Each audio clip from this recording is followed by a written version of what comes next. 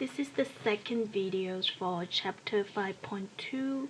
The next example is about ordinary annuity. They say suppose $1,500 is deposited at the end of each year for the next 6 years. So you're gonna keep making periodic deposit payments, so that even if I don't tell you this is an ordinary annuity, because of this periodic payment deposits, you should be able to figure it out. So it doesn't start with a lump sum of money.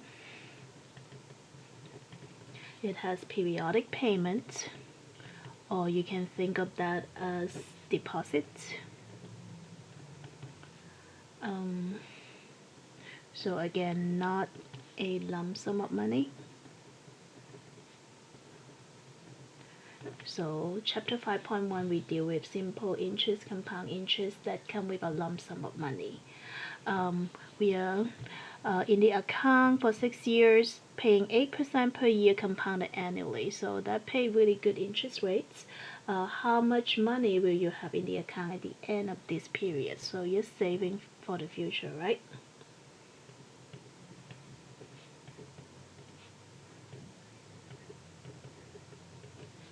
So with that, I'm gonna use, because we know the periodic deposit and payments, and we need to find future value. So we will use the future value formula. One of the challenge for this chapter 5 is to pick the correct formula, so I always write down what I know and what I need to find. So looking at the formula from the second page, so we need to find future value. So it's future value on one side, and we know the payment, so we can plug in all this information on this side. So that's why we picked that formula. Okay. All right. So I'm gonna write down the formula first. Number 3, and future value equal to payment times 1 plus r over n and t minus 1 over r over n.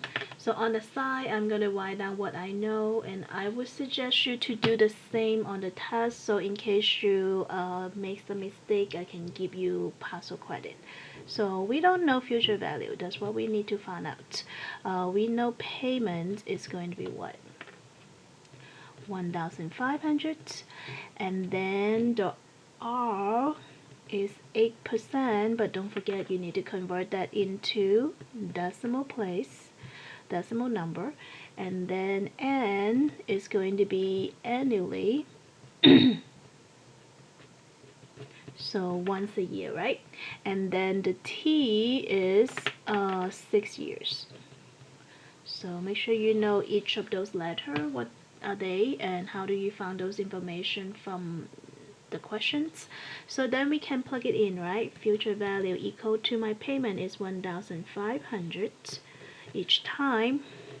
1 plus my interest rate is 0.08 over once a year, ways to once a year for 6 years, totally 6 times, minus 1, and then 0.08 divided by 1. So if you're good with calculator and you can plug it in one time, that's fine. If not, this would be the steps. So basically this is 1.08, right? Raised to the 6th power, subtracting 1 over 0.08, basically, like that. Just make sure you don't round this until the last step, okay? Don't round till last steps. Okay, and then we have 1500. If I put that into the calculator, I take up a lot of room. So I'm going to put it in if I can. Let me see where.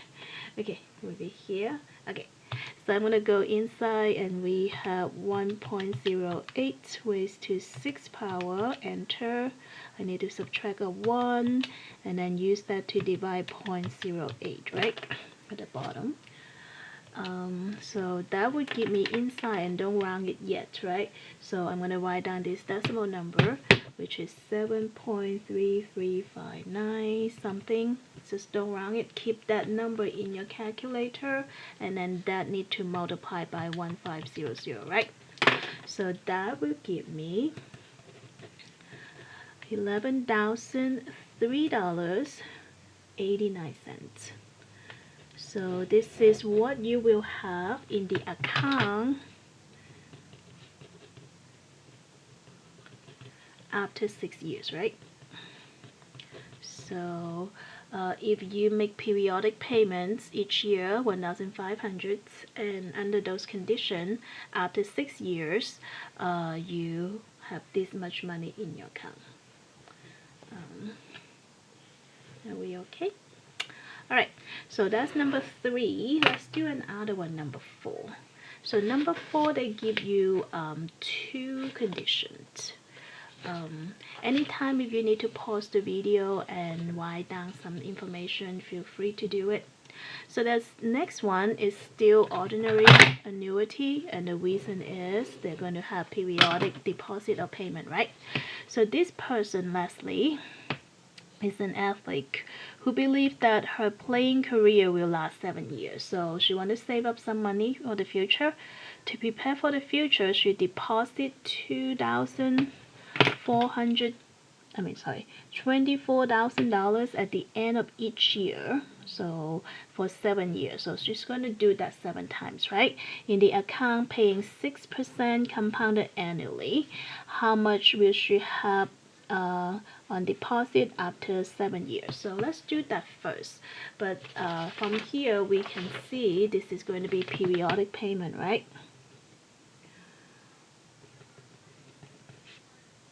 Or deposits, and it's not a lump sum of money, right? Because she do it every year at the end of the year for 7 years. So that's suggested to us. This is an ordinary annuity, and we're going to use the same formula we just did, number 4a. Future value equal to payment 1 plus R over N, and T minus 1 over R over N, like that. Okay, so let's write down what we know. So for this particular one, we have the we don't know future value. We know the payment is $24,000, and then the R is interest rate, which is 6%, which we need to convert to decimal number, and then N is again annually equal to once a year, and then T is 7 years, right? So using that, if you want to, go ahead and plug it in and see if you can find the answer, and you can check with me after that. You can pause the video if you need to. I'm going to go ahead and write that down, and you can check. 24,000, sorry. Okay.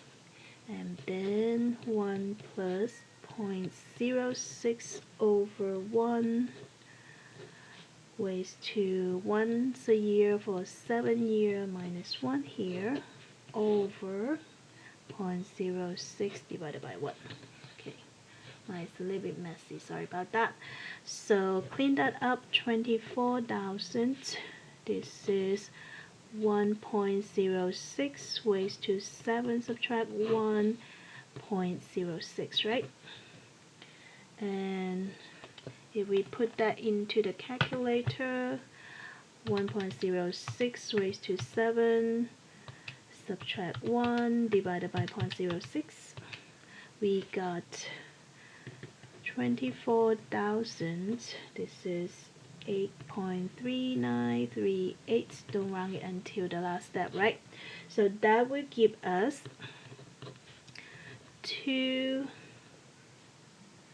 sorry, times 24,000. That would be 20145.10. Alright, so that's how much money she have in the account after 7 years, right? So they didn't ask like how much money she put in and how much interest they make, but I'm kind of curious. So this is extra, but we want to compare them. So how much money did she pay in totally? Total deposit. That would be $24,000 each year. Once a year times once a year times 7 years, right? So basically 24000 times 7. She totally put in 168,000. So $168,000. How about the interest? The total interest will be what you have in the account, which is future value subtracting total payment, right? Or deposits. Okay, so it's going to be 201,452.10 subtracting 168,000, right? So that will give me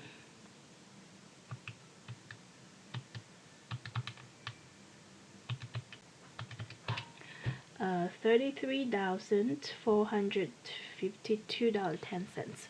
So the total interest for option A is $33,452.10. So that's pretty good for what you made for the interest, right?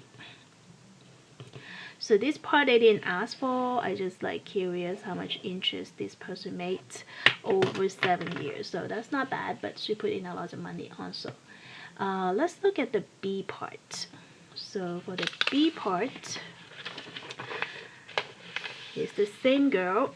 So instead of putting in $24,000 each year at the end of the year, she's going to put it like smaller chunk of money, 2,000 at the end of each month. So if 2,000 a month 1 year, it would be 2,000 times 12, right?